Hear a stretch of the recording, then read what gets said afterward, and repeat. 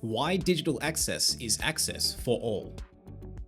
In today's digital age, it's crucial that we ensure inclusivity for everyone, especially those with disability. We'll be exploring some of the practical ways organisations can make their digital content accessible, directly benefiting individuals with lived experience of disability. Adding alternative text to images.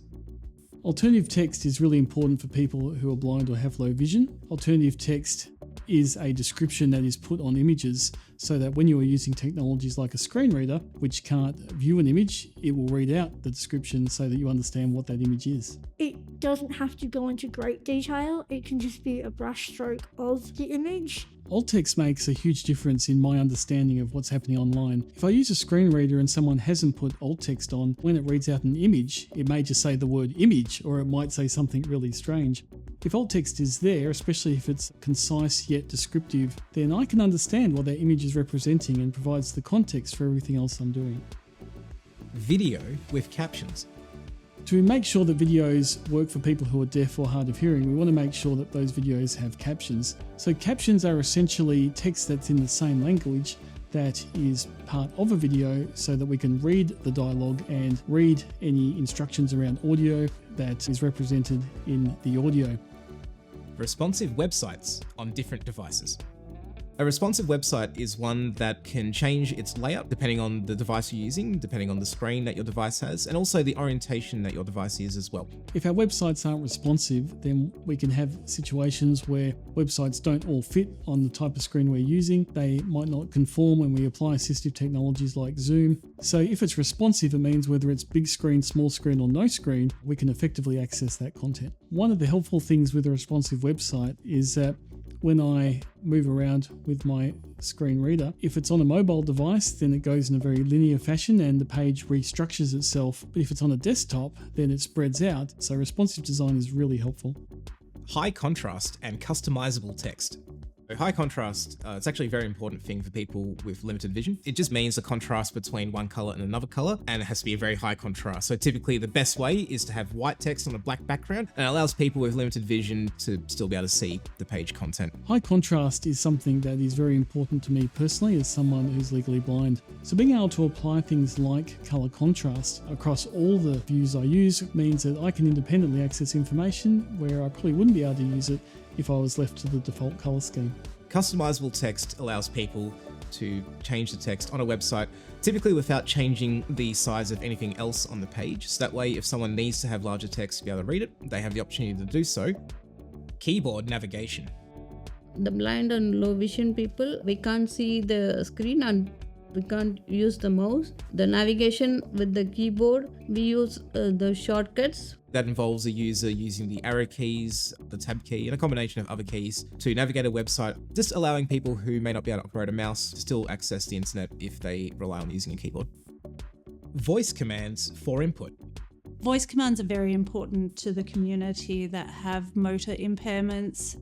It allows them to access the technology through voice commands. It can be done in multiple ways. The most common is just to simply say what's on screen, for instance, tap on next, or there are tools you can use to bring up a grid that breaks your screen down into multiple sections that you can then say a number and it'll slowly hone in on a part of the screen. It allows someone who may not have the ability to touch a touch screen to navigate through the website efficiently.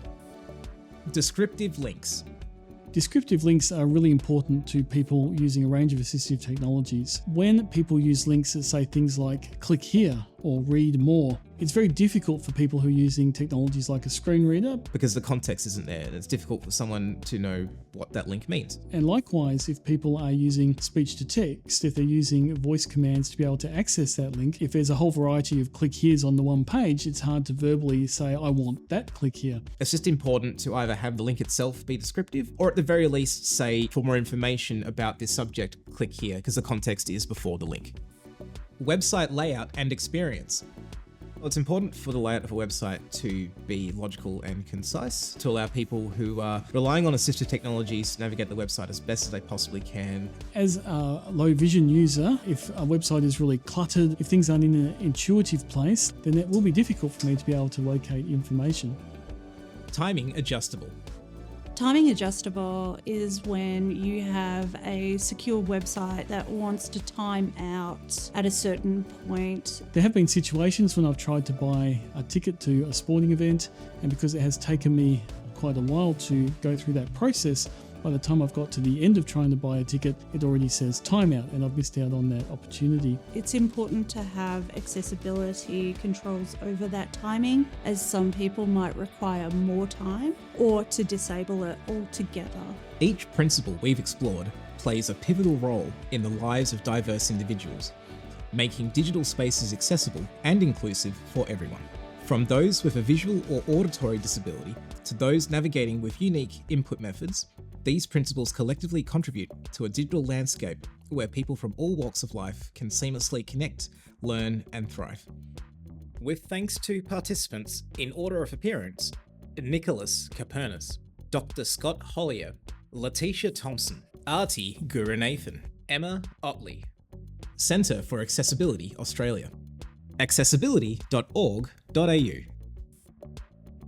Supported by Department of Communities, WA.